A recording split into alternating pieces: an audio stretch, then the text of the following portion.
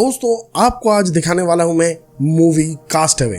ये मूवी एक बहुत ही अच्छा सर्वाइवल मूवी है और ये हॉलीवुड में एक ब्लॉकबस्टर के रूप से साबित हुआ था। लगभग 50 करोड़ की बजट में यानी 50 करोड़ इंडियन रुपीस के बजट में ये मूवी किया गया था, लेकिन 500 करोड़ से भी ज्यादा इनको मुनाफा हुआ, बॉक्स ऑफिस कलेक्शन हुआ। तो चलिए देखते हैं ये मूवी। दोस्तों ये मूवी की जो मुख्य किरदार है वो है चक। वो एक फेडेक्स कंपनी की मैनेजर है। फेडेक्स एक कोरियर कंपनी आप जानते ही है। वे वेयर हाउस में अपना जो वर्कर्स है उनको हमेशा मोटिवेट करता है कि टाइमली सब काम करो, टाइम से मैनेज करो सब काम को।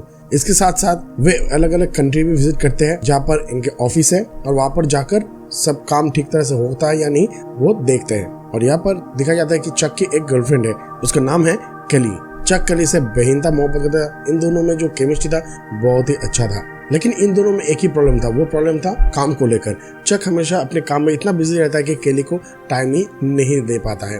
और कुछ ही दिन बाद क्रिसमस आने वाला है और क्रिसमस से पहले चक को देश से बाहर जाना था फेडेक्स की काम से, यानी अपनी कंपनी के काम से। और उधर केली चाहते थे कि वे जाने से पहले शादी कर ले, लेकिन चक ने कहा कि मैं आकर ही इस बारे में बात करूंगा, यानी आने के बाद वे लोग शादी के बंधन में बात नहीं जाते थे। और उधर ही बाय कहते हुए चक ने केली को और केली ने चक को क्रिसमस गिफ्ट देता है। केली ने चक को जो क्रिसमस गिफ्ट देता है वो होता है एक पॉकेट वॉच जिसमें केली की एक पिक्चर रहते हैं। तो अगले दिन फेडेक्स के अपना जो कार्गो प्लेन है वहां पर बैठ जाते हैं चक और उनके साथ कुछ पायलट होते हैं और क्रू मेंबर्स। क्योंकि ये पैसेंजर फ्लाइट नहीं है तो यहाँ पर कोई पैसेंजर लोग एक्स्ट्रा नहीं है, सिर्फ फेडेक्स के कुछ सामान है जो कि डिलीवरी करने के लिए एक देश से दूसरे देश पे जाने वाले थे और वो था मलेशिया पर। आधे रास्ते में पूरा तूफान आ जाता है और तूफान में फ्लाइट हिलने लगता है। तो सब लोग लाइफ जैकेट पहन लेते हैं और प्लेन क्या होता है बीच समंदर में जाकर क्रैश हो जाता है और इससे बचते हैं सिर्फ एक, और वे है चक। चक किसी भी तरह से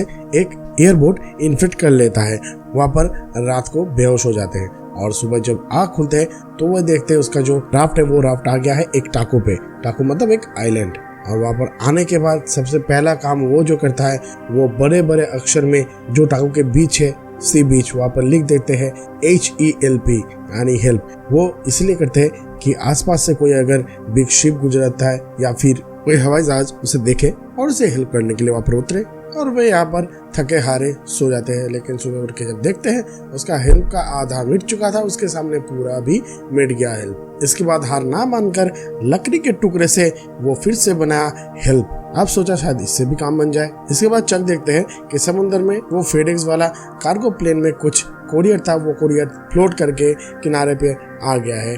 तो वो सब कोरियर लेके मतलब वो जो पैकेज है वो पैकेज लेके किनारे पे जाकर वो सब खोलते हैं, लेकिन वहाँ पर खाने पीने का कुछ तो सामान होता है नहीं। और पीने का क्या, पीने का सिर्फ तो अभी वे नारियल का पानी पीते हैं। नारियल तोड़ना भी बहुत एक जोखिम भरा काम होता है, लेकिन जैसे तैसे वो नारियल तोड़कर पानी मैनेज कर ही लेता है। इसके बाद खाने की तलाश में मछली पकड़ने के लिए वो समंदर में चलते चलते मछली पकड़ना चाहते थे, लेकिन खाली पैर होने के दौरान समंदर के नीचे पे से जो पत्थर है उससे उनको खून आने लगता है। तो वे वापस किनारे पे चला जाता है और जाकर अपना जो पैंट है पैंट से जूता बना लेते हैं ताकि उससे वे समंदर में भी पैदल जा सके और ऊपर जो पहाड़ है मतलब टापू में जो पहाड़ है पहाड़ की चट्टानों पे या फिर उसके ऊपर जाकर वो देख सके थे कि एक्चुअल में वो है क्या। और वे सफल भी हो जाते हैं। वो पहाड़ के या फिर चट्टान के ऊपर पहुंच जाता है और देखते हैं कि दूर किनारे में कोई है, तो दौड़ के वापस जाता है और वापस जाकर उसे पता लगता है वो उसी प्लेन का पायलट है जो कि अभी मर चुका है, उसका डेड बॉडी किनारे पर तैर के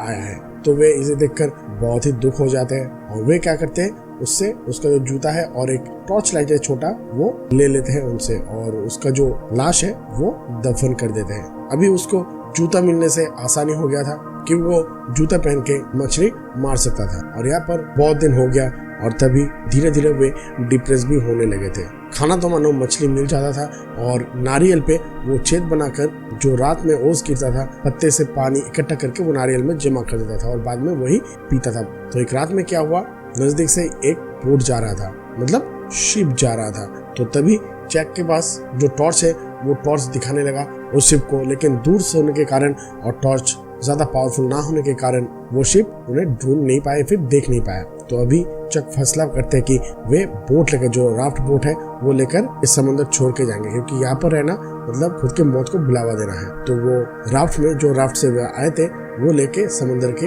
ओर निकल पड़ा, लेकिन समुद्र के बड़े बड़े लहरें उसको वापस उसी टापू के किनारे पे आकर रख दिया। लेकिन इससे पहले उसको लग गया था चोट, क्योंकि बड़े बड़े लहरें उसके ऊपर जब गिर रहा था तभी नीचे एक पत्थर पे उसका पैर लग गया था, तो इसलिए उसको बहुत खून भी बहने लगा था। एक रात बारिश के कारण एक गुफा में जाता है चक, वहाँ पर कुछ दिखाई नहीं देता है, इसलिए वो टॉर्च जलाकर सो जाते हैं। सुबह देखते हैं कि वो टॉर्च जो था उसका बैटरी खत्म हो गया है, मतलब टॉर्च अभी जलेगा नहीं। इससे और भी परेशान हो जाता है चक। अगले दिन वे क्या करते हैं, जो फेडेक्स का सामान था यानी जो पार्सल था वो खोलने की डिसाइड किया, क्योंकि वहाँ पर अगर कुछ ऐसा होगा कि जरूरत की सामान अगर होता है, पहले तो वो देख चुका है कि वहाँ पर तो कुछ खाने का सामान नहीं था, लेकिन अब अगर जरूरत का कुछ सामान हो जाता है, मिल जाता है उसे, तो वहाँ पर वो सरवाइव कर पाएगा। कुछ भी मिल जाए तो उसके लिए बहुत बढ़िया रहेगा।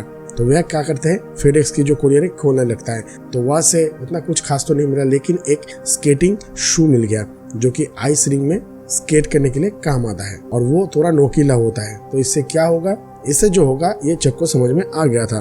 तो चक उसको लिया, उसको लेकर जो नारियल है नारियल को तोड़ने लगा, और ये बहुत ईजी हो गया था चक के लिए, क्योंकि इससे पहले नारियल तोड़ने के लिए बहुत मशक्कत करना हो रहा था चक को। अभी वो दिन नहीं रहे, अच्छा दिन थोड़ा तो आ ही गया है। इसके बाद उसी से वे लकड़ी की जो अगला हिस्सा होता है उसको नोकीला बनाकर उससे इजीली क्रैब और मछली पकड़ना शुरू कर देते हैं, जो कि अभी बहुत आसान हो गया है।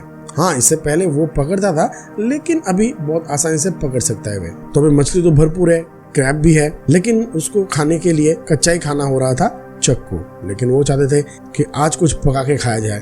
तो इतने दिन बाद वे आग जलाने की कोशिश किया, तो एक लकड़ी पे दूसरी लकड़ी हाथ से घुमाने लगा। तो इससे क्या हुआ, उसका जो हाथ है, हाथ में खून बह गया था, और वो हाथ एक फुटबॉल में आया था जो फेडेक्स की कुरियर पे वहाँ पर रख दिया था, और वहाँ पर हाथ का निशान बन गया था। और साथ में आग ना जलाने के कारण या फिर ना जलाने पाने के कारण चक और भी परेशान हो गया था। तब चक दूसरा आइडिया लगाता है और लकड़ी को आगे पीछे ले जाकर आग जला देता है, और इतने दिनों में पहली बार वो आग जलाने में सक्षम हुए थे, और इससे चक बहुत खुश हो जाते हैं, और इससे वो मछली पकड़ के बॉयल करके भी खा सकते थे। अभी चक को दिखता है वही फुटबॉल जिसके ऊपर उसका हाथ, जो खून भरा हाथ था, उसका निशान बन गया था। तभी उसमें क्या करता है चक उसमें दो आंख और मुंह बना देता है, मतलब दिखने में एक इंसान जैसा मुंह बना देता है, और चक उसी के साथ बातचीत करता रहता है। और जो फुटबॉल था, फुटबॉल कंपनी का नाम था विल्सन, तो चक उसे विल्सन करके बुलाने लगा। तो अभी विल्सन के साथ ही वे पूरा दिन बातें करता है, क्योंकि उस टापू पे और कोई तो है नहीं। एक दिन दिखता है कि चक की एग्जिस्टिंग जो दांत का इशू था, जो दांत में बहुत दर्द होता था, जो पहले वो नजरअंदाज कर देते थे, वो अभी बहुत बढ़ रहा है, और वे बहुत तकलीफ दे रहा था चक को। तो इसलिए क्या किया, चक ने अपने दांत को तोड़ डाला, और तोड़ डालने के तुरंत बाद ही वे बेहोश हो जाते हैं। और ऐसे तैसे दिन गुजर रहा था, और बीत गया लगभग 4 साल। अभी जो चक थे उसका दाढ़ी जो है बहुत बढ़ गया था, उसका बाल भी बहुत बढ़ गया था, क्योंकि पिछले 4 सालों तक शेविंग वेविंग तो नहीं किया था ना। और अभी वे जब शिकार करते हैं मछलियों का, दूर से शिकार करते हैं, एक बार वो लकड़ी फेंकता है, नोकीला लकड़ी जाकर मछली पे अटक जाता है, क्योंकि 4 सालों तक इसने प्रैक्टिस किया था, इसको मतलब करना पड़ा था। और अभी भी चक विल्सन के साथ ही है, उसके साथ ही बात करते हैं, और अभी यहाँ पर ही वे अपने आप को मना लिया था कि यहाँ पर ही रहना है, उसको बचना है तो यहाँ पर ही रहना ही होगा। एक दिन वो मछली खा रहा था, और तभी उसके पास आया था एक आवाज, और आवाज कौन सा था, एक मेटल शीट की। मेटल शीट उसी जो टाकू था उसके टाकू में तैर के आकर रुक जाता है। तभी चक उसको देखता है और देख के प्लान बनाता है, अभी जो ये मेटल शीट है इससे वो घर जा सकता है, क्योंकि उसको वापस जाने में सबसे जो इशू होता है वो इशू था लहरों की। बड़े बड़े लहर उनको आगे बढ़ने नहीं देता है। तो चक क्या करता है, नारियल का जो पेड़ है, बड़ा बड़ा नारियल का पेड़ तोड़ता है, पेड़ तोड़ के और लकड़ियों के मदद से वो एक नाव जैसा बना लेता है, और उसके ऊपर वो जो टीन का टुकड़ा है वो टीन का टुकड़ा बैठा देता है, ताकि लहर उसके ऊपर हावी ना हो। और चक इससे पहले जो भी भूल किया था वो भूल था हवा की दिशा। हर बार हवा की दिशा उल्टी तरफ से आ रहा था, तो चक अभी इंतजार कर रहा था कि हवा की दिशा कभी उसे उस टापू से दूर ले जाए। तो इंतजार करने लगा, तो तब मिल गया वही हवा जो कि टापू से दूर जा रहा था। तो वो क्या किया, उसने वो जो उनका बनाया हुआ नाव है उससे निकल पड़ा समंदर के रास्ते। आगे क्या होगा उसको भी नहीं पता, किसी को भी नहीं पता।